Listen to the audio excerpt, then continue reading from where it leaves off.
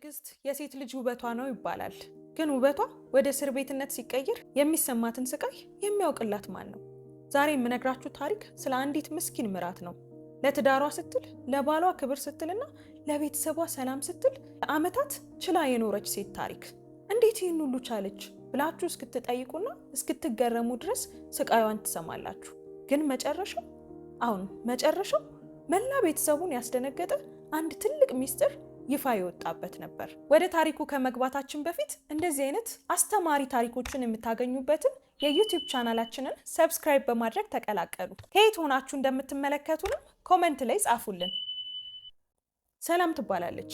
የዛሬ 3 ዓመት ወደ አማኑኤል ቤት ስትገባ ቤቱ የፍቅር እንጂ የሲኦል ደጅ ይሆንብኛል ብላ በፍጹም አላሰበችም ነበር። ሰላም ታታሪና አስተዋይ ሴት ናት። አማኑኤል ደግሞ እናቱን የሚወድ ግን ደግሞ ሚስቱን የመከላከል ወንድነት የሌለው ሰው ነበር። አማኑኤል የመንግስት ሰራተኛ ነው። እናቱ ደግሞ ጡረተኛ ናቸው። ገና ከጠዋቱ 11 ሰዓት ላይ ሳሎን ውስጥ የሚሰማው የአማቷ ድምፅ ነበር። ሰላም ሌሊቱን በሙሉ የቤት ስራ ስትሰራ አድራ ገና እንቅልፍ ሳይወስዳት አማቷ በሩን በዱላ መደብደብ ይጀምራሉ። አንቺ ሰነፍ፣ ልጄን በረሃብ ልትገይው ነው፣ ተነሽና ቁርስ ስሪ እያሉ ይጮሃሉ። ሰላም በድንጋጤ ትነሳለች። ገና አይኗ ሳይገለጽ ወደ ኩሽና ትገባለች። አማቷ ግን ቁጭ ብለው የተሰራውን ምግብ ቆይ አሁን ይሄ ምግብ ነው ወይስ ለውሻ የሚጣል ትራፊ እያሉ ሳህኑን ይገፉታል። አማኑኤል ይህንን ሁሉ እያየ ዝም ይላል። ሰላም ባሏ አማኑኤልን በጣም ትወዷለች። ነገር ግን ወደዚህ ቤት ከገባችበት ቀን ጀምሮ አማቷ እንደ ጠላት ነበር ያዩት። የልጄን እድል አበላሸችብኝ፣ ካንቺ የተሻለ ቆንጆና ሀብታም እናመጣለት ነበር የሚሉ ስድቦችን በዕለት ተዕለት ይናገሯት ነበር። ሰላም ግን ምንም መልስ አትሰጣቸውም። ስራዋን ትሰራለች፣ እግራቸውን ታጥባለች፣ ቤቱን በንጽህና ትይዛለች። አማኑኤል ደግሞ እናቴን ታገሻት ከማለት ውጪ አንድም ቀን ከጎኗ ቆሞ አያውቅም ነበር። አንድ ቀን ሰላም በጠና ታመመች። አልጋ ላይ ሆና ውሃ እንኳን የሚያቀብላት ሰው አጣች። አማቷ ወደ ክፍሏ ገብቶ ይህ ሁሉ ድራማ ልጄን ከኔ ለመለየት ነው አይደለ? አርፈሽ ተነስተሽ ስራሽን ብትሰሪ ይሻልሻል በማለት በታመመችበት ሌላ ህመም ጨመሩባት።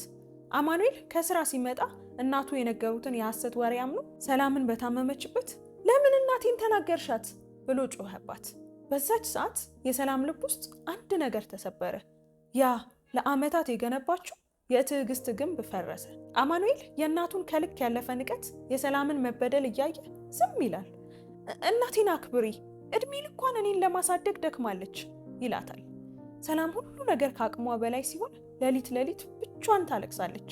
አማቷ ሆነ ብለው የሚናገሯት ከባድ ንግግር ወደ አይምሯ እየተመላለሰ ይረብሻታል። ሁሌም ልጄን ድግምት አድርገሽበት ነው እንጂ እንደዚህ አይወድሽም ነበር እያሉ ይሰድቧታል። አንድ ቀን አማኑኤል ከስራ ሲገባ እናቱ ወዲያው ድራማቸውን ጀመሩ።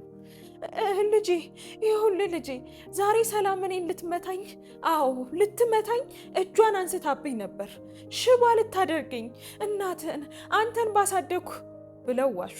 አማኑኤል ምንም ነገር ሳይጠይቅ ሳይመረምር የገዛ ሚስቱን በጥፊ አጮላትና እናቴን ልትመቺ ብሎ ጮኸባት።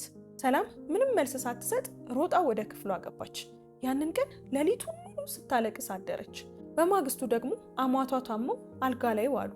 ሰላም በዛ ስቃይዋ ላይ ሾርባ ሰርታ ልትሰጣቸው ስትሄድ አማቷ አንቺ የሰራሽውን አልበላም ብለው ትኩሱን ሾርባ እላይዋ ላይ ደፉባት። አማኑኤልም እናቴን ተረጃት፣ ስላመማት እኮ ነው፣ ምንም ብታደርግሽ ታገሺ እያለ የተፈጠረውን ነገር እንደተለመደው ቀለል አድርጎ አለፈው።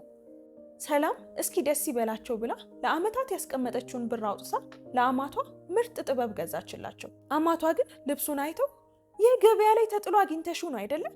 ልጄ የሰጠሽን ብር ለራስሽ አውለሽ ለእኔ ይህን ትገዣለሽ ብለው ፊቷ ላይ ወረወሩባት። ነገር ግን የሰላም ትዕግስት የሚያልቅበት አንድ ነገር መጣ። አሁን የሰላም ወላጅ እናት ድንገት በጠና ታመው ሞቱ። ሰላም ስልክ ተደውሎላት ስታለቅስ አማቷ ጮክ ብለው በይ ሂጂና ቅበሪያቸው፣ እንዲያውም በዚያው ቅሪ፣ አትመለሺ አሏት። አማኑኤል ደግሞ መጥቶ ለቅሶ መሄድ አትችም፣ እናቴ እኮ በጣም አሟታል፣ ማን ያስታምምልኛል አላት። በዛች ሰዓት ውስጥ ያለችው የቀድሞዋ ሰላም ሞተች። በዚህ ሁሉ ጊዜ አማኑኤል አንድ በጣም ትልቅ ነገር ዘንግቶ ነበር። አሁን ይህ የሚኖሩበት ቤት አማኑኤል በደሞዙ የገዛው አልነበረም። ቤቱ ሰላም ከስደት ስትመለስ በራሷ ጥረት የገዛችውና አማኑኤል እንደ ቤተሰብ ከእናቴ ጋር አብረን እንኑርበት በሚል ተነጋግረው የተስማሙበት የራሷ የግል ቤት ነበር። እናቱ ግን ቤቱ የልጃቸው መስሏቸው ነበር የሚረግጧት። ሰላም ከእናቷ ቀብር መልስ በሐዘን ተውጣ ለ3 ቀን ዝም ብላ ስራዋን ሰራች። አትሄጅም የሚለውን የአማኑኤልን ቃል ከምንም ሳትቆጥር ባል እንደሌላት ብቻዋን እናቷን ለመቅበር ሄደች። ግን ያነባችው ለእናቷ ብቻ አልነበረም፣ ለድሮዋ ክብረ ቢስ ለነበረችው ፍቅርን ብላ ለተዋረደችው ሰላም ጭምር ነበር። አሁን የድሮዋን ሰላም ከእናቷ ጋር ቀብራታለች። አማቷና አማኑኤል አሁን በረደላት ብለው ሲያስቡ አንድ ትልቅ ግብዣ አዘጋጀች። ሁሉም ምግብ ለመብላት ተሰብስቦ ሳለ ሰላም አንድ ትልቅ ፖስታ ይዛ መጣች። ፊቷ ላይ ያልተለመደ ፈገግታ ነበር። ዛሬ ስጦታ አለኝ አለቻቸው።